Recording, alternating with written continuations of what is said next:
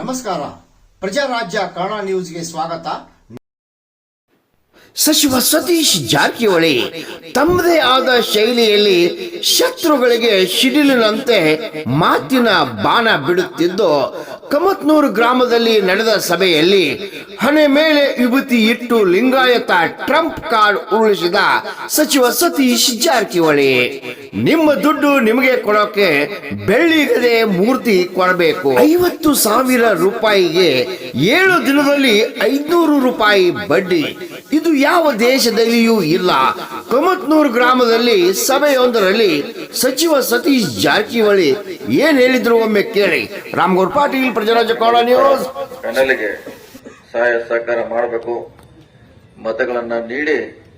ಏನು ಅಪ್ಪನಗೌಡ ಪಾಟೀಲ್ ಅವರು ಕಟ್ಟಿದ್ರು ಕನಸು, ರೈತರ ಪರವಾಗಿ ಆ ಸಂಸ್ಥೆ ಇರಬೇಕು, ರೈತರ ಕಣ್ಣೀರು ಒರೆಸಬೇಕು. ಆ ಸಂಸ್ಥೆಯನ್ನು ಕಟ್ಟಿದ್ರು ಬಹಳ ಹಿರಿಯರ ಹಿಂದೆ, ಸುಮಾರು 50 ವರ್ಷಗಳ ಹಿಂದೆ. ಅದು ರೈತರ ಪರವಾಗಿ ಕೆಲಸ ಮಾಡಬೇಕಂತ ಹೊಸದಾಗಿ ಜಯಗೌಡ ಪಾಟೀಲ್ ಅವರ ನೇತೃತ್ವದಲ್ಲಿ ಕಳೆದ 3 ತಿಂಗಳಿಂದ ಕೆಲಸ ಮಾಡ್ತಾ ಇದೀವಿ ನಾವು.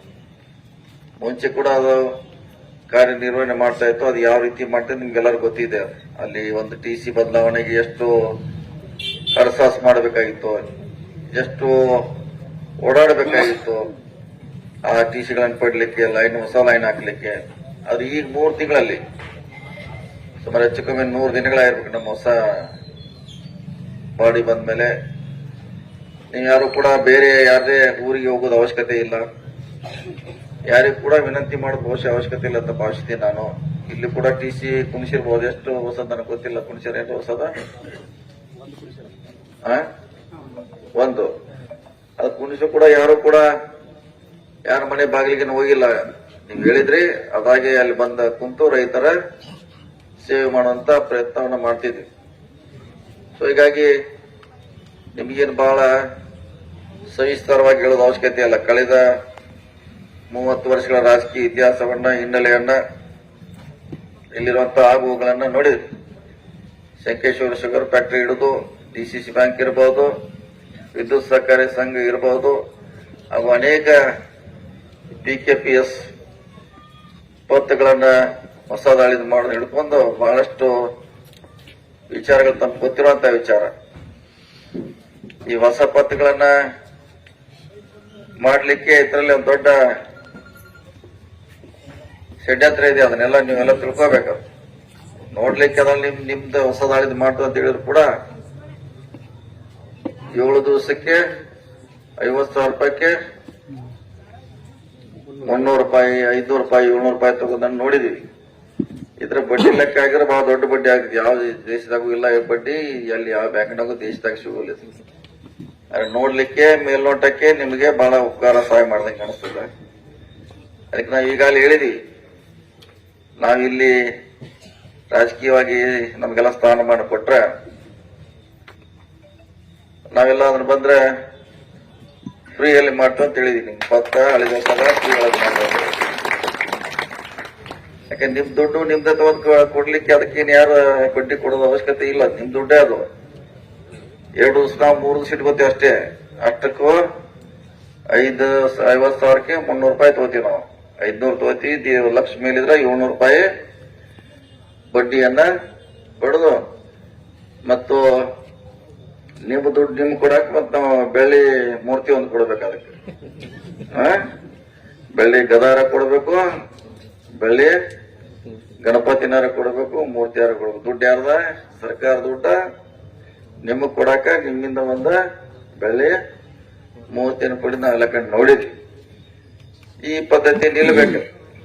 ಈ ಸಹಕಾರಿ ಸಂಘ ನಿಮ್ದಿಲ್ಲ, ರೈತರಿಗೋಸ್ಕರ ನಿರ್ಮಾಣ ಮಾಡುವಂತ ಸಂಘ ಇದು. ನಿಮ್ಮ ಆಶಯ ಪೂರೈಸಲಿಕ್ಕೆ ಮಾಡಿದೆ, ಇದನ್ನ ಸರ್ಕಾರ ಮಾಡಿದೆ. ಸೊ ಅದಕ್ಕೆ ದಯವಿಟ್ಟು ಇದು ಸಹಕಾರ ರಂಗದಲ್ಲೇ ಉಳಿಬೇಕು. ಅಲ್ಲಿ ಯಾರು ಕೂಡ ನೀವು ಯಾರಿಗೂ ಹೇಳದೆ ನಿಮ್ಮ ಒಂದು ಫೋನ್ ಮೇಲೆ ಆ ಕಚೇರಿಗೆ ಹೋದ್ರೆ ನಿಮ್ಮ TC ಬರಬೇಕು, ನಿರಂತರ ಜ್ಯೋತಿ ಆಗಬೇಕು, ಎಲ್ಲಾ ಮೂಲ ಸೌಕರ್ಯಗಳನ್ನ ಅದು ಕೊಡ್ಲಿಕ್ಕೆ ಭದ್ರ ಆಗಬೇಕು. ಅಂತವ್ರನ್ನ ಆಯ್ಕೆ ಮಾಡಬೇಕು. ಅಂತವ್ರಿಗೆ ಮತ್ತೊಂದು ಅವಕಾಶ ಕೊಡಬೇಕಂತ ನಿಮ್ಮಲ್ಲಿ ನಾವಿಲ್ಲಿ ವಿನಂತಿ ಮಾಡ್ಕೊಳ್ಳಿ ಕಮತ್ನೂರು ಗ್ರಾಮಕ್ಕೆ ಬಂದಿದ್ದೀವಿ. ಅದು ಅಪ್ಪನಗೌಡ್ರಿಗೆ ಬಹಳ ಜನ ಹೊಸ ಪೀಳಿಗೆ ಗೊತ್ತಿಲ್ಲ ಯಾರು ಅಪ್ಪನಗೌಡ್ರು ಅಂತ ಬಹಳ ಕಡೆ ಪ್ರಶ್ನೆ ಮಾಡ್ತಿದ್ದಾರೆ. ಯಾರು ಅಪ್ಪನಗೌಡ್ರು, ಹೆಂಗ್ ಕಟ್ರು, ಅವ್ರು ಮರ್ತಿದ್ದಾರೆ ಜನ. ಅದಕ್ಕೆ ಮತ್ತೆ ಅವ್ರು ನಾವು ಚಲಾವಣೆ ತರಬೇಕಿದೆ. ಅಪ್ಪನಗೌಡ್ರು ಯಾರು, ಯಾಕೆ ಕಟ್ಟಿದ್ರು ಅವರು ಕಟ್ಟಿದ ಹೀರಾ ಶುಗರ್ ದುಡ್ಡನ್ನು ತೆಗೆದು ನಾವು ಇಲ್ಲಿ ಯೂನಿವರ್ಸಿಟಿಯಲ್ಲಿ ಕಾಲೇಜುಗಳನ್ನ ಕಟ್ಟಿದೀವಿ. ಇಂಜಿನಿಯರಿಂಗ್ ಕಾಲೇಜ್ ಅದು ಕೊಟ್ಟಿದ್ರು. ಎಷ್ಟು ಜನ ಇವತ್ತು ವಿದೇಶಗಳಲ್ಲಿದ್ದಾರೆ, ಎಷ್ಟು ಬಾಂಬೆದಲ್ಲಿದ್ದಾರೆ, ಪುಣಾದಲ್ಲಿದ್ದಾರೆ, ಬೆಂಗಳೂರಲ್ಲಿದ್ದಾರೆ. ಅದು ಕೊಡುಗೆ ಯಾರ್ದಂದ್ರೆ ಯಾರ್ದು ಕೊಡುಗೆ? ಅಪ್ಪನಗೌಡ್ದು, ಬಸಗೌಡ್ದು, ಡಿ.ಟಿ. ಪಾಟೀಲ್ ಅವ್ರ ಕೊಡುಗೆಯಿಂದ ಅಂತ ದೊಡ್ಡ ಸಂಸ್ಥೆಯನ್ನು ನಿರ್ಮಾಣ ಮಾಡಿದ್ದಾರೆ. ಇವನ್ನೆಲ್ಲ ಜನ ಮರ್ತಿದ್ದಾರೆ. ಅದಕ್ಕಾಗಿ ನಾವು ಅಪ್ಪನಗೌಡ ಹೆಸರನ್ನು ಇಡ್ಲಿಕ್ಕೆ ನಿರ್ಧಾರ ಮಾಡಿದ್ವಿ. ನಿಮ್ ಸಹಕಾರಿ ಸಂಘ ವಿದ್ಯುತ್ಗೆ ಅದು ಇನ್ನು ಮುಂದೆ ಹುಕ್ಕೇರಿ ಗ್ರಾಮೀಣ ವಿದ್ಯುತ್ ಅಲ್ಲ, ಅದು ಅಪ್ಪನಗೌಡ ಗ್ರಾಮೀಣ ವಿದ್ಯುತ್ ಸಹಕಾರಿ ಸಂಘ ಅಂತ ಹೆಸರು ಇಟ್ಟಿದ್ವಿ ನಾವು. ಅದಕ್ಕೋಸ್ಕರ ಮತ್ತೆ ಅವ್ರ ಹೆಸರು ಮೇಲೆ ಬರಬೇಕು. ಅವ್ರು ಮತ್ತೆ ಹೊಸ ಪೀಳಿಗೆ ಜನಾಂಗಕ್ಕೆ ಪರಿಚಯ ಆಗ್ಬೇಕು. ಅವರು ಯಾರು, ಅವ್ರು ಕಟ್ಟೋದ್ರಿಂದ ಎಷ್ಟು ಇಲ್ಲಿ ಎಂಪ್ಲಾಯ್ಮೆಂಟ್ ಜನರೇಟ್ ಆಗ್ತದೆ, ಎಷ್ಟು ಜನ ಆ ಕಾರ್ಖಾನೆಯಿಂದ ಉದ್ಧಾರ ಆದ್ರು ಅನ್ನೋದು ನಾವಿವತ್ತು ಮತ್ತೆ ನೆನೆಸ್ಕೊಳ್ಬೇಕಾಗಿದೆ. ಒಂದ್ಸಾರಿ ಹೇಳ್ತಾ ಇದ್ರು ಬಂಗಾರ ರೇಟ್ ಕಿಂತನೂ ಕಬ್ಬಿನ ರೇಟ್ ಹೆಚ್ಚು ಕೊಟ್ಟಿದ್ರು. 200 ಚಿಲ್ಲರೆ ಏನೋ ಬಂಗಾರ ರೇಟ್ ಇತ್ತು, 10 ರೂಪಾಯಿ ಇತ್ತು. ಅದಕ್ಕಿಂತ ಹೆಚ್ಚೇನು ಕಬ್ಬಿನ ರೇಟನ್ನು ಅವಾಗ ಕೊಟ್ಟು ಇತಿಹಾಸವನ್ನ ನಿರ್ಮಾಣ ಮಾಡಿದ್ರಂತ ಜನ ಅಲ್ಲೆಲ್ಲೇ ಹೇಳ್ತಾರ. ಮತ್ತು ಈ ಸಕ್ಕರೆ ಕಾರ್ಖಾನೆ ಸೇರಿದ್ದವ್ರಿಗೆ ಏನು ಕೊಡ್ತಾರಂತ, ಶಂಕೇಶ್ವರ ಶುಗರ್ ಫ್ಯಾಕ್ಟರಿ ಸೇರಿದ್ದವ್ರು ಹೆಣ್ಣು ಹುಡುಕಿ ಕೊಡ್ತಾರಂತ. ಈಗ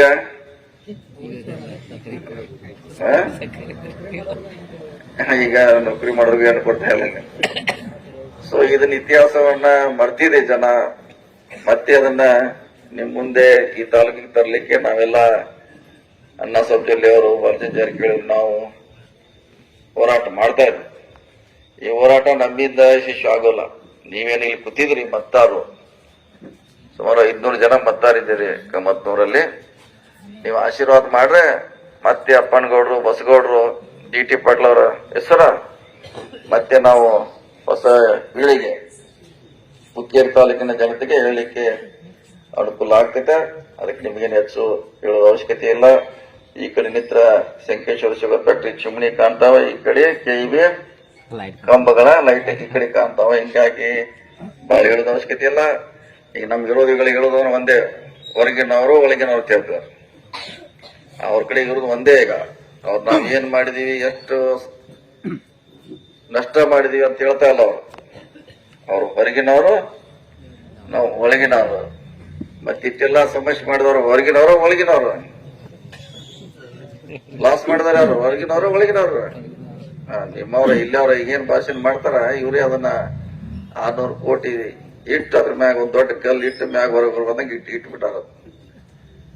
ಸೊ ಅದಕ್ಕೆ ಮತ್ತೆ ಸಕ್ಕರೆ ಕಾರ್ಖಾನೆ ಒಳ್ಳೆ ನಡಿಬೇಕು.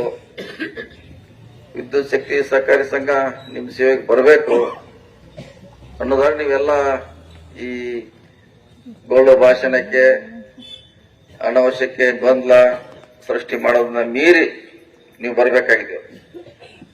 ಬಂದ್ರೆ ಮಾತ್ರ ಮುಂದಿನ ಯುವಕರಿಗೆ ಭವಿಷ್ಯ ಇದೆ. ಹೊಸ ಹೊಸ ಯೋಜನೆಗಳು ಬರ್ತಾವ, ಹೊಸವ್ರು ಬಂದಾಗ ಹೊಸ ಹೊಸ ವಿಚಾರಗಳು ಬರ್ತಾವ.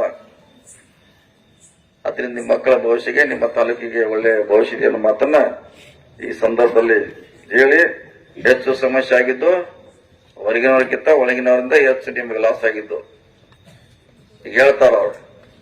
ಟಿ.ಸಿ. ತೊಗೊಳಕ್ ಯಾರ ಗೋಕಾಕ್ ಯಾರು ಬಂದಿರಿ, ನಮ್ ಚೀಪ್ ತಗೊಂಡ್ ಯಾರ ಹೇಳಕ, ನಮ್ ಟಿ.ಸಿ. ಬೇಕ್ರಿ, ಕಮತ್ನೂರಿಗೆ ಬೇಕು, ಅಮ್ಮನಿಗೆ ಬೇಕಂತ ಯಾರು ಬಂದಿರಿ, ಚೀಪ್ ತಗೊಂಡ್ ಯಾರು ಬಂದಿರಿ?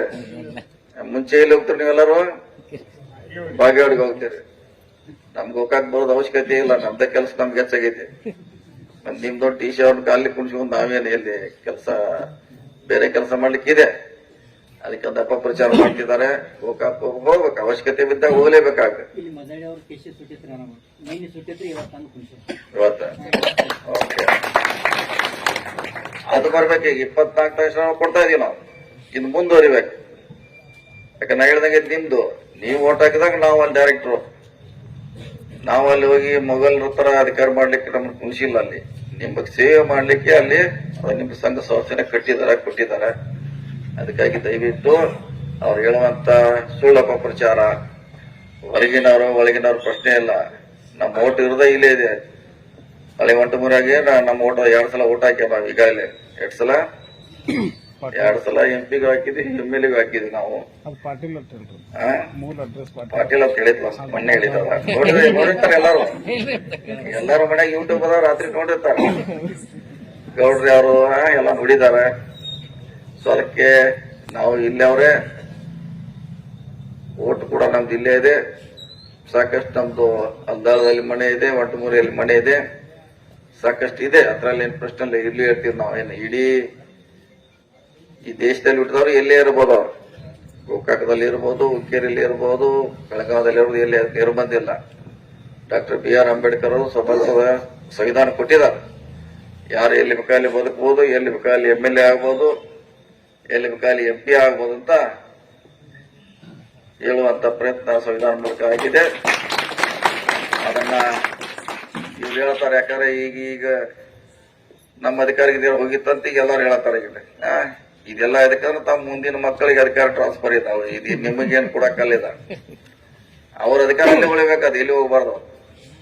ಹಲವಾರು ಸುಳ್ಳುಗಳನ್ನ ಹೇಳ್ತಿದ್ದಾರೆ. ಇದನ್ನ ಯಾರು ಕೂಡ ತಾವು ಕಿವಿ ಹೊಡೆದೆ ತಾವು ಅಪ್ಪನಗೌಡ ಪಾಟೀಲ ಅವ್ರ ಏನು ಒಂದು ಕನಸಿತ್ತು, ಬಸಗೌಡ ಪಾಟೀಲ ಅವ್ರ ಕನಸಿತ್ತು, DT ಪಾಟೀಲ್ ಕನಸನ್ನ ನನಸು ಮಾಡ್ಲಿಕ್ಕೆ ಅಪ್ಪನಗೌಡ ಪಾಟೀಲ್ ಅವರ ಕನಲಿಗೆ ತಾವು ಆಶೀರ್ವಾದ ಮಾಡಿ ಹುಕ್ಕೇರಿ ತಾಲೂಕಿನ ರಾಜಕೀಯ ಇತಿಹಾಸವನ್ನ ತಾವು ಬದಲಾವಣೆ ಮಾಡ್ಬೇಕಂತೇಳಿ ನನ್ನ ಮಾತು ಮುಗಿಸಿ.